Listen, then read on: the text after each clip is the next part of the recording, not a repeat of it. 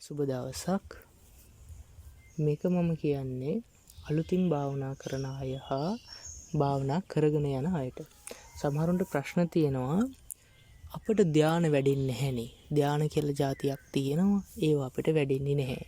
අපිට ඒවා ලබා ගන්න බෑ. කොච්චර භාවනා කරත් තේරුමක් නැහැ. අන්න එහෙම හිතන අයටයි මම මේ වීඩියෝ එක දාන්නේ.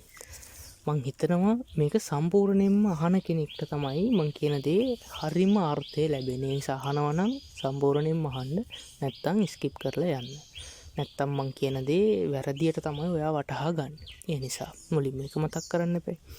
හොඳයි.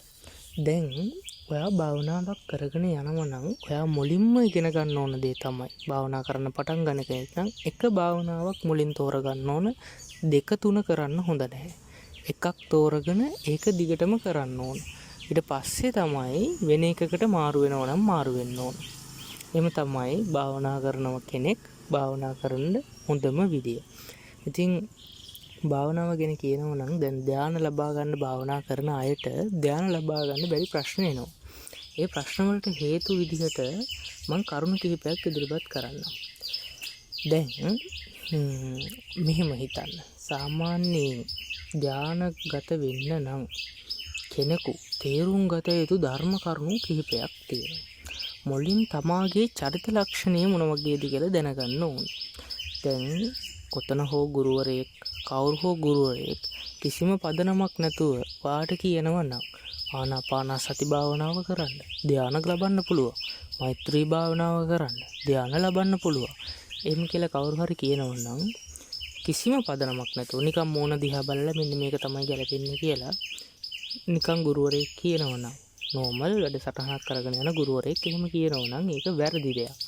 ඉතින් ඔයාගේ ජීවිතේ ඔයාට භාවනාවෙන් ධානය ලබා ගන්න ඕන නම් ඔයාට මේ ලෝකයේ ගැන අවබෝධයක් ගන්න ඕන නම් මුලින්ම ඔයා කරන්න ඕන දේ මම සරලව පැහැදිලි කරනවා. ඕනම කෙනෙක්ට තේරෙන්න ඕන නිසා ඊටමත් සරල වචන වලින් මේක පැහැදිලි කරනවා. වැඩි වෙලා ගන්න නැතුව මම කියන්නම් මෙන්න මෙහෙමයි. මුලින් ඔයා හිතන්න ඔයාගේ හිතේ වෛරය පිරුණු කෙනෙක් නම් ඔයා සාමාන්‍යයෙන් මෙහෙම හිතන්න. තමන්ගේ ගිහි ජීවිතය ගත කරන කෙනෙක් නම් සාමාන්‍යයෙන් තමන්ට මව පියා සහෝදර සහෝදරියෝ වටපිටාවේ එහෙම ගොඩ නැගුණු තමා වටේ ගොඩ නැගුණු පරිසරයක් තියෙනවා. මේ පරිසරයේ ඔයා අකමැති පුද්ගලයෙක් ඉන්නවා. කවුරු හෝ කියනවා අකමැති පුද්ගලයෙක් ඉන්නවා. එයා ගැන හිතේ වෛරයක් තියෙනවා. ඔයා භාවනා කරද්දී ඔයාට මේ වෛරය හිතට නැගෙන්නේ නැහැ. ඇත්ත කතාව ඒක ඒ වෙලාවට දැනෙන්නේ නැහැ. ඒ වෙලාවට දැනෙන්නේ නැහැ. ඉතින් හිතනවා මොකක් හෝ භාවනාවක් විදිහට ඔයා තෝරගන්නවා. ආනාපානසති භාවනාව තෝරගෙන කරගෙන යනවා. ඉතින් ඔයාට ධානය ලැබෙන්නේ නැහැ. කොච්චර කල් කරත් ඔයාට ධානය ලැබෙන්නේ නැහැ. ඒකට හේතුව තමයි කුසල් සහ අකුසල් දෙවර්ගයෙන්ම ධානය ලබන මට්ටමට කෙනෙක් එනකොට භාවනාව තුළින් මධ්‍යස්ථ භාවය තමන් හදා ගන්න ඕන. මේ ලෝකයේ ඇති සැටියෙන් ලෝකය තේරුම් ගැනීම ඉතාමත් වැදගත්. මූලික කරුණක් විදිහට මම කියන්නම්. කෙනෙකුගේ හිතේ වෛරය තියෙනවා නම් ඔහු එහෙම කෙනෙක් නම් ආනාපානසති භාවනාව කරනවා ධානය ලැබෙන්නේ නැහැ. ඒකට හේතුව තමාගේ චරිතය මුලින් තමා හඳුනා ගන්න ඕන. චරිත ලක්ෂණය අනුව තමයි තමා කරන්න ඕන භාවනාව තෝරගන්න ඕන. ඒකට බුද්ධ ආගමේ විශේෂ කරුණු කිහිපයක් තියෙනවා. කමඨහන් කියලා જાතියක් තියෙනවා. ගුරුවරයෙක් කමඨහන් දෙනවා භාවනා කරන ශිෂ්‍යයාට මෙන්න මේ භාවනාව තමයි ඔයාට ගැලපෙන්නේ කියලා. ඉතින් ඒක ඔයා මුලින් තේරුම් ගන්න ඕන. ඔයා ගෙදර ඉඳන් තනියෙන් භාවනා කරන කෙනෙක් නම් ඔයාට තියෙන හොඳම දේ තමයි තමන් තේරුම් ගන්න ඕන තමන් මොන වගේ චරිතයක්ද කියලා. මේ ලෝකේ අපි භාවනා කරන්නේ අපි වැඩිපුර බලාපොරොත්තු වෙන්නේ නිවන් දකින්න. භාවනා කරන අයගේ ගොඩාක් අයගේ අරමුණු නිවන් දකින්න. තව අරමුණු වලට භාවනා කරන අයත් ඉන්නවා. දිව්‍යමය ශක්තියින් ලබා ගන්න නැත්තම් තර්ඩ් අයි එක ලබා ගන්න. ඒ වගේ එක දේවල් වලට භාවනා කරන අයත් ඉන්නවා. ඒ අතරින් නිවනට භාවනා කරන අයටයි මම මේක කියන්නේ. දැන් නිවන් දකින්න කෙනෙක් ඔයා නිවන් දකින්න කෙනෙක් නම් ඔයා එහෙම කෙනෙක් නම් ඔයා ඒ පැත්තට නම් භාවනා කරන්නේ.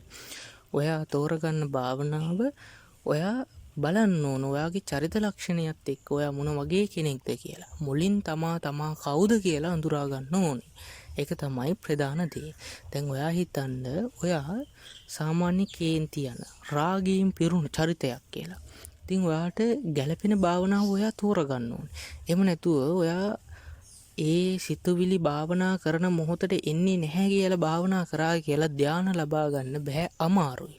ලැබෙන්න ඉඩ තියෙනවා. හැබැයි ඒක බොහෝම කලාතුරකින් සිදුවෙන දෙයක්. ඒක ඉතාමත් අමාරුයි. මුලින් ඔයා දැනගන්න ඕන ඔයාට තියෙන ගැටලුවට පිළිතුරු හොයාගන්න. මේ ලෝකයේ ඇලිලා ගැලිලා තියෙන සිටින මිනිස්සෙට යම් කිසි බැඳීමකින් හෝ රාගයකින් හෝ ප්‍රේමයකින් හෝ කුමක් හෝ යමකින් කවුරු හරි කෙනෙක් මේ ලෝකේ වෙලිලා ඉන්නවනම් එයාට භාවනාව විදිහට තෝරගන්න ඕන භාවනාව ගැන එයා ගොඩාක් සැලකිලිමත් වෙන්න ඕන. තමාගේ චරිතය අඳුරා ගන්න ඕනේ. එහෙම නැතුව කෙනෙක් භාවනාවට යොමු වෙනවනම් එයා යන පැත්ත වෙනස් වෙනවා. කොච්චර උත්සාහ කරත් ධානය ලැබෙන්නේ නැහැ. ඔන්නෝකයි ප්‍රධාන ප්‍රශ්නය. තමා මුලින් තමාගේ අඩුපාඩු හදා ගන්න ඕන. උදාහරණයක් වශයෙන් සරලව කියන්නම්, ඔයාට ඔළුවේ කැක්කුමක් තියෙනවා, හිස රදයක් තියෙනවා. එහෙම හිතන්න.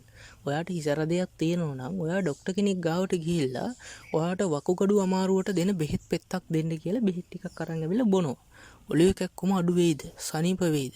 වෙන්නේ නැහැ නේද? තමන් මුලින් තමා මොන වගේද කියලා දැනගෙන තමාගේ හැඟීම් අටලෝ දහමට කම්පා වෙන ස්වභාවය අඩු කරගන්න ඕන මුලින්. ඒ සඳහා මුලින්ම කළ යුතු දේ කරන්න ඕනේ. නැතුව ඔළුවේ කැක්කුම තියෙන කෙනෙක් වකුගඩු වලට බෙහෙත් ගත්තට ඔළුවේ කැක්කුම හොඳ වෙන්නේ නැහැ.